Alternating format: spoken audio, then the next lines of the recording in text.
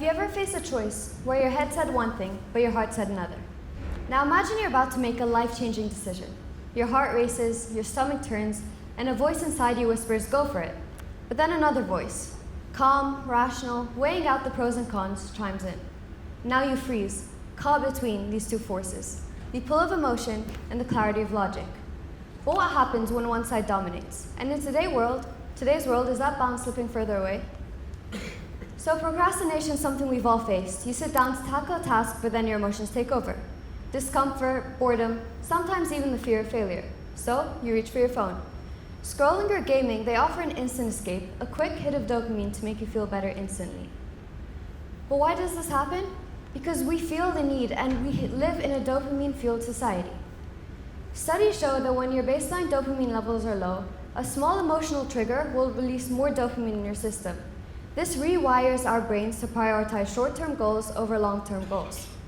So we feel the need to do things that take less time instead of doing long-term things because they feel easier to do. Over time though, falling into the cycle, it raises your baseline dopamine level.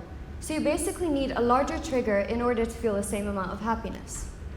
Now take a look at this image. Which circle in the middle looks bigger? Now at first glance, most people would say it's the one surrounded by smaller circles. However, both of them are the same size. This is a perfect metaphor for how emotions will often distort our perception of reality. Emotions will often magnify or shrink how we see things, often more than facts do. Robertson Davies once said, "The eyes only see what the mind is willing to comprehend." So emotions will often shape what we believe very often. Now this isn't all just visuals. Neuroscience explains this further. Now when your brain processes emotional content, the amygdala, which is the brain's emotional center, takes action, and your logical prefrontal cortex takes a backseat. Now this explains why things such as gossip, rumors, or viral content seem to spread faster than facts do, because they invoke an immediate emotional reaction. Now I want you all to think back to a time when you're surrounded by the wrong people. Conversations, repetitive, and life just felt draining. And emotionally in that situation, it really felt easier to stay. But logically, you knew this place wasn't benefiting you.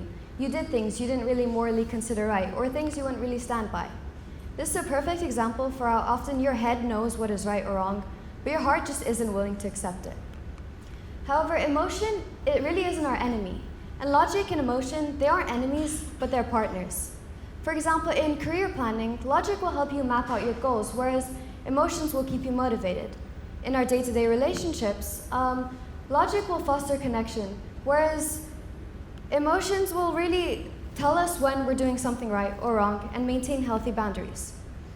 So if logic is the brain, emotion is the heart, and the heart is where happiness lies. So in a world of instant gratification, we owe it to ourselves to reclaim the balance between the mind and the heart. Because in that balance lies not just better decisions, but a better life. Thank you.